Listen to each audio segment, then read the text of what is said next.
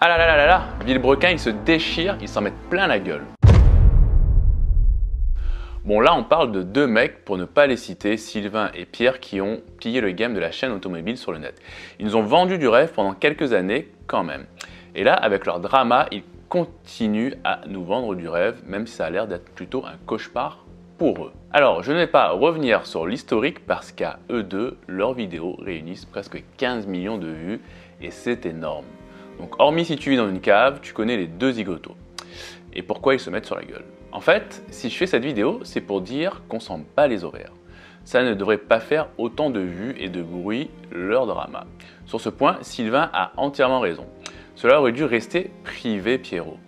Et c'est là le drame de notre société, de l'humain, qu'on va donner de l'importance à ce qui n'en a pas. Moi, le premier. Il faut juste voir comme cette histoire enflamme le net. C'est insane.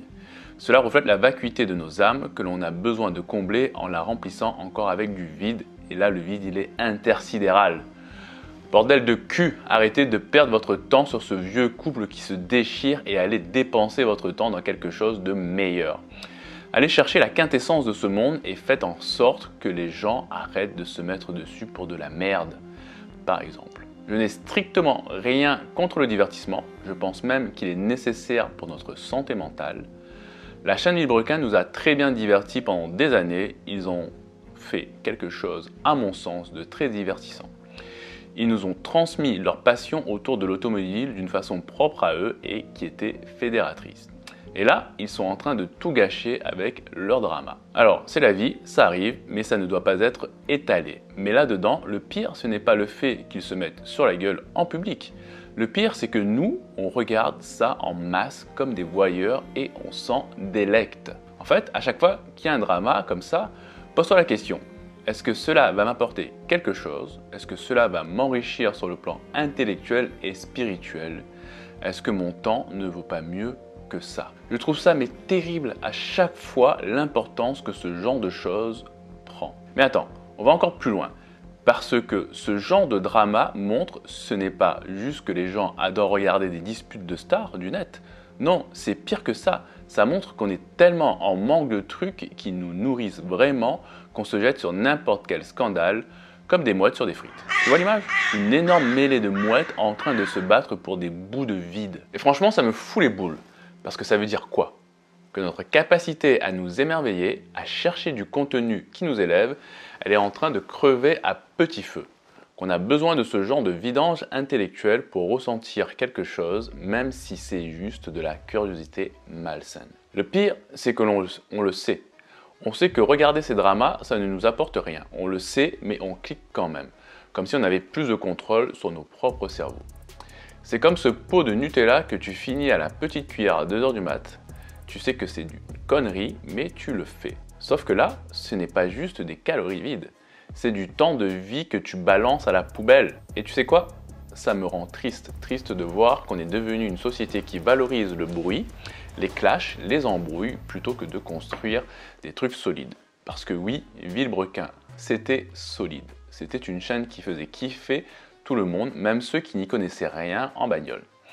C'était de la passion brute, des délires bien ficelés et un vrai plaisir à partager. Mais là, c'est quoi? Deux gars qui se balancent leur frustration à la tronche en public et nous qui gobons ça comme si c'était un épisode de Game of Thrones.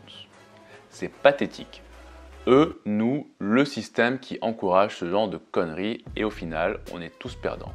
Eux, parce qu'ils flinguent leur crédibilité et tout ce qu'ils ont construit. Nous, parce qu'on perd un temps précieux à les regarder se déchirer au lieu de construire quelque chose pour nous-mêmes. Alors maintenant, je vais te poser une vraie question. Et sois honnête avec toi-même.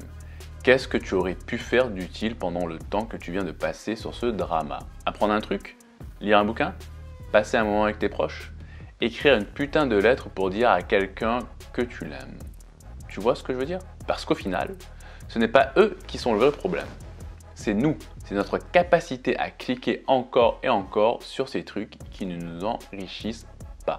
Alors qu'en vrai, on pourrait être tellement meilleur. Et si on décidait d'arrêter? Genre vraiment, de lever les yeux de nos écrans, de dire stop au drame inutile et de se poser cette question simple. Est-ce que ce que je suis en train de faire me rend meilleur? Est-ce que ça me nourrit ou est-ce que ça m'enfonce dans le vide? Parce que si on ne change pas ça, on est foutu. Sérieux.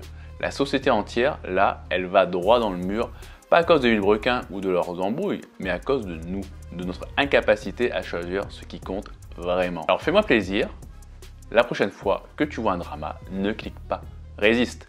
Prends ce temps-là et transforme-le en quelque chose de grand. Et quand je dis grand, je ne parle pas de trucs énormes ou compliqués. Ça peut être aussi simple que de regarder le ciel, respirer un bon coup, ou même envoyer un texto à quelqu'un pour lui dire qu'il compte pour toi. Parce qu'au final, c'est ça qui compte. Pas les clashs, pas les vues, pas les dramas. Ce qui compte, c'est ce qu'on construit, ce qu'on donne, ce qu'on laisse derrière nous. Alors fais quelque chose qui vaut le coup. Laisse une empreinte et arrête de te noyer dans le vide. Voilà, c'est dit. Maintenant, tu fais ce que tu veux avec ça, mais moi, j'ai décidé que mon temps valait mieux que ce genre de conneries. Et je te souhaite du fond du cœur de faire pareil. Fin du game.